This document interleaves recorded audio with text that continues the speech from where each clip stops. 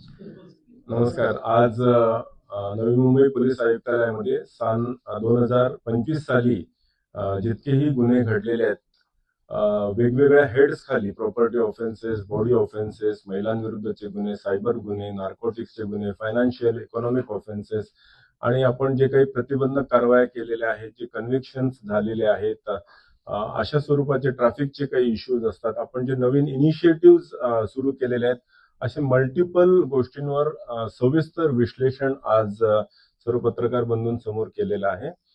जितकाही data आपण share करू शकतो तो संपूर्ण डेटा सुद्धा आम्ही आपल्या समोर शेअर केलेला आहे.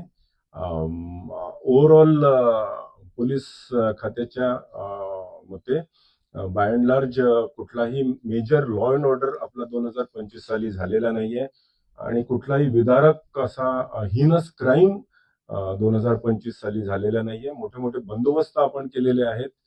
इलेक्शन्सची प्रक्रिया सुद्धा नुकतीच पार पडलेली आहे आणि जे लोकोपयोगी कार्यक्रम आहेत, उपक्रम आहेत आणि पोलिसांची एफिशियन्सी वाढवण्यासाठी जे इनिशिएटिव्ह इंटरनल इनिशिएटिव्ह लागत असतात ते सर्व इनिशिएटिव्ह घेऊन आपण बेस्ट पब्लिक सर्व्हिस किंवा लोकांना पोलीस सर्व्हिस देण्याचा आपण प्रयत्न आहोत.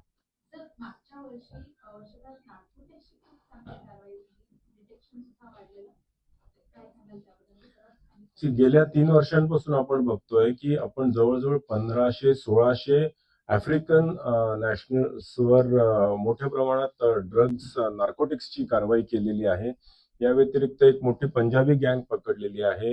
हायड्रोपोनिक गांजामध्ये जी इंटरनॅशनल गँग या ठिकाणी ऑपरेट होत होती नवीन चिंचकरची, ती सुद्धा आपण या ठिकाणी पकडलेली आहे आणि ऍब्सोल्युटली झिरो टॉलरन्सच्या अंडर आपण ह्या सर्व गोष्टी नार्कोटिक्स संदर्भामध्ये आपण केलेल्या आहेत. पोलीस स्टेशन्समध्ये सुद्धा आपण एक विशेष स्क्वॉड ची निर्मिती केलेली आहे आणि सर्व पोलीस अधिकारी आणि कर्मचाऱ्यांना सेन्सिटाईज केलेलं आहे. लोकांना सुद्धा सजग करण्याचा प्रयत्न करतोय आपण. त्यांना हेल्पलाईन सुद्धा उपलब्ध करून दिलेली आहे, जेणेकरून कुठल्याही स्वरूपाची नार्कोटिक संदर्भातली माहिती, मदत त्यांना हवी असेल तर ते आम्हाला संपर्क साधू शकतात. सर, लहान मुलं गायब होण्याचं प्रमाण आपल्याला सेन्सिटिव्ह थोडा विषय झालाय, त्याच्याबद्दल जरा डिटेल. इन्सिडेंटली गेल्या 3 वर्षांमध्ये जर आपण विश्लेषण केलं तर आपल्याकडे लहान मुलं आणि मुली आणि वयस्क पुरुष आणि स्त्रिया ह्या मिसिंग होतात.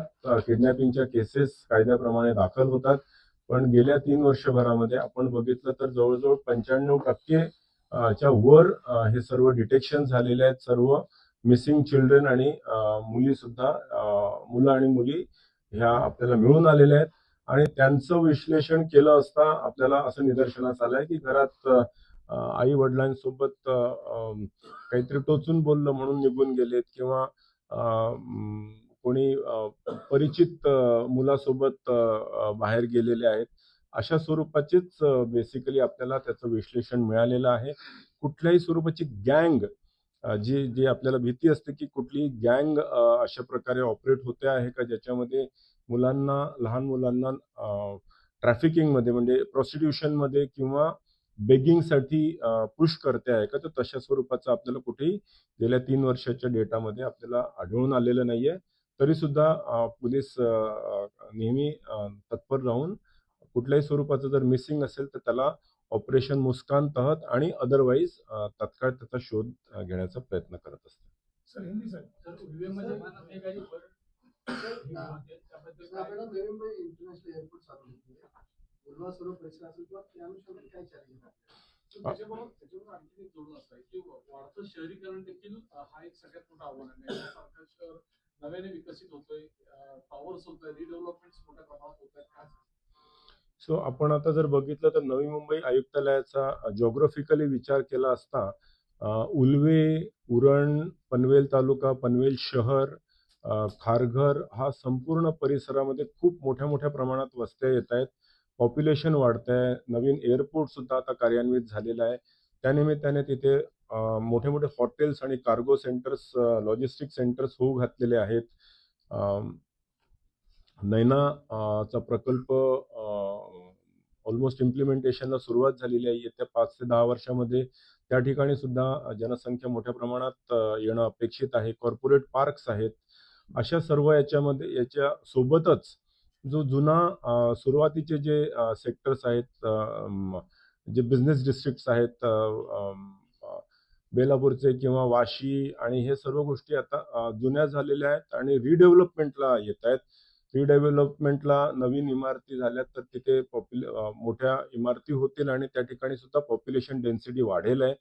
आणि नॅचरली पॉप्युलेशन वाढल्यानंतर इंडस्ट्रियलायझेशन किंवा कॉर्पोरेटायझेशन आणि पॉप्युलेशनच्या ज्या समस्या असतात अर्बन सिटीजमध्ये, तर त्या समस्या निश्चितच वाढतील. पण ते सर्व या समस्यांना तोंड देण्यासाठी नवी मुंबई पोलीस समर्थ आहे. तर मुख्यालय येते नवी मुंबई पोलिसांचं त्याबाबत आणि त्याच्या मुख्यालय आल्यानंतर किती त्याचा फायदा नवी मुंबई आयुक्तालयासाठी होणार? नवीन इमारत. मुळात ही इमारत जी आहे, आपण ज्या इमारतीमध्ये बसलेलो आहे, ही 1992 मध्ये ज्या वेळेला नवीन कमिशनरेट बनलं होतं, 1994 मध्ये ज्या वेळेला हे कमिशनरेट बनलेलं होतं, त्यावेळेला ही it was some old structure, आणि ते ओल्ड स्ट्रक्चर मध्येच तात्काळ नवीन कमिशनरेट निर्माण झालं होतं, म्हणून ह्याच्यामध्ये शिफ्ट झाले होते. पण आता गेल्या 30 वर्षांमध्ये पण आपली रिक्वायरमेंट्स वाढलेली आहे आणि ही इमारत सुद्धा जुनी झालेली आहे. या सर्व गोष्टी बघता एक नवीन इमारत नवी मुंबई पोलीस आयुक्तालयाकरता मिळावी असं शासनाकडे प्रस्ताव पाठवलेला आहे. तो निर्णय नंतर होईल. सर हिंदी में सर एक हिंदी मध्ये कमांड सेंटर एक आपल्याकडे मल्टिपल डेव्हलपमेंट एजन्सीज आहेत ज्यांनी सिटी सर्व्हेलन्सचे कॅमेरेज लावलेले आहेत. NMMC आहे, PMC आहे, सिडको आहे. या व्यतिरिक्त काही इतर बॉडीज सुद्धा आहेत, Kalamboli steel market, Taloja MIDC, APMC market, असे मल्टिपल आहेत. काही आमदार निधी, खासदार निधीतून सुद्धा मल्टिपल सिटी सर्व्हेलन्सचे कॅमेरे लागलेले आहेत. त्या सर्वांचे कॅमेरेंचं फीड आपण आपल्या नवी मुंबई पोलीस आयुक्तालयामध्ये NMMC PMCच्या सौजन्याने जी इमारत बांधलेली आहे त्या मध्ये आपण इथे घेतोय. त्याच्यावर आपण वेगवेगळ्या प्रकारचं विश्लेषण, अॅनालिटिक्स करणार आहोत आणि AI चा सुद्धा वापर करणार आहोत. ती इमारत तयार होते आहे, अजून त्याला अवकाश आहे. सर छोटा सा हिंदी में सर